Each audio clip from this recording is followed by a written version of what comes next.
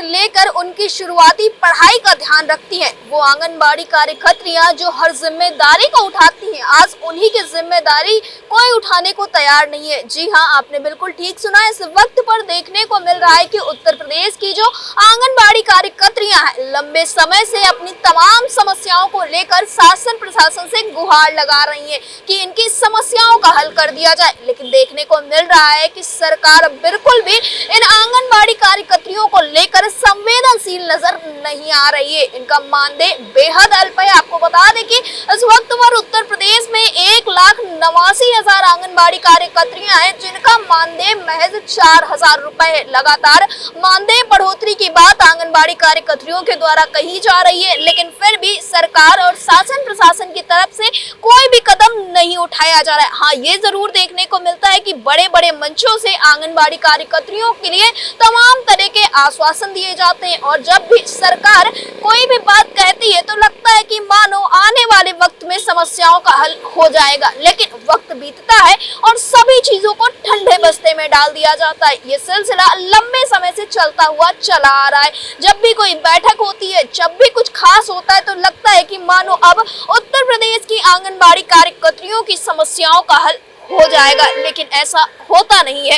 आंगनबाड़ी कार्यकर्त्रियां सिर्फ बच्चों को पढ़ाने का ही कार्य नहीं करती या उनके लिए जो जिम्मेदारियां दी गई इतना ही नहीं करती, इसके अलावा भी तमाम अतिरिक्त जिम्मेदारियां इनके ऊपर है। यदि कोई भी गणना होती है तो इनकी ड्यूटी लगा दी जाती है। यदि सरकार का कोई कार्य होता है तो इन आंगनबाड़ी कार्यकर्त्रियों की ड्यूटी लगाई जाती है। यहाँ तक कि किसी भी योजना को धरातल पर यदि लागू करवाना होता है तो आंगनबाड़ी कार्यकर्त्रियों को सबसे आगे किया जाता है। लेकिन जब बात इनके भुगतान की आती है तो न जाने क्यों सरकार इनकी मांगों को अनसुना कर देती है। और ऐसा नहीं है कि आंगनबाड़ी कार्यकर्त्रियों के द्वारा ये प्रयास नहीं किया गया कि इनकी आवाज को, इनकी समस्याओं को शासन प्रशासन तक पहुंचाया जाए। देखने को मिला कि लगातार ज्ञापन पत्र के जरिए, धरना प्रदर्शन के जरिए और न जाने अन्य कितने रास्तों से आंगनबाड़ी कार्यकर्त्रियों ने अपनी समस्याओं को सरकार तक पहुंचाया, लेकिन फिर वही देखने को मिला कि इन्हें सिर्फ आश्वासन दे दिया गया, कभी कमेटी का गठन कर दिया गया तो कभी कुछ और दिखा दिया गया। लेकिन आज तक इनके मानदेय में बढ़ोतरी और अन्य सुविधाओं से इन्हें लाभान्वित नहीं किया गया है। आप सोचिए, इस महंगाई के जमाने में महज 4,000 रुपए में ये आंगनबाड़ी कार्यकर्त्रियां अपना जीवन व्यतीत कर रही हैं। इसके साथ ही जो इनके ऊपर जिम्मेदारियां हैं वो बढ़ती हुई चली जा रही है।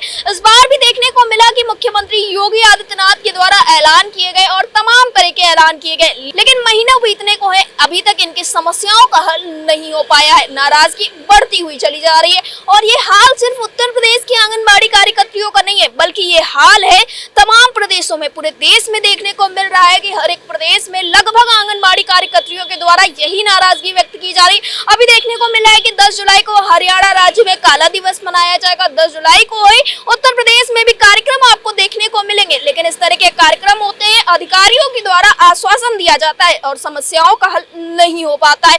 फिलहाल अब तो 27 का चुनाव उत्तर प्रदेश में करीब है और चुनाव में तमाम मुद्दों को भुनाया जा रहा है। विपक्ष भी लगातार निशाना साधता हुआ नजर आ रहा है, तो सत्ता पक्ष के द्वारा भी धरातल के जो मुद्दे हैं उनको उठाया जा रहा है। तो अब देखना ये होगा कि आखिरकार 27 के चुनाव में आंगनबाड़ी कार्यकर्त्रियों के लिए क्या कुछ खास किए जाने का ऐलान किया जाएगा सरकार के द्वारा। लेकिन वहीं पर देखने को मिला है कि आंगनबाड़ी कार्यकर्त्रियों ने भी साफ तौर पर इस बात की जानकारी दे दी है कि 27 के चुनाव के पहले समस्याओं का हल नहीं हुआ तो सरकार को इसका भुगतान भुगतना पड़ेगा। अब देखना ये होगा कि आखिरकार इन सारी चीजों के बाद सरकार के द्वारा क्या कुछ कदम उठाया जाता है और आंगनबाड़ी कार्यकर्त्रियों की समस्याओं का हल कब तक किया जाता है। तब तक के लिए देखते रहे अटल टीवी।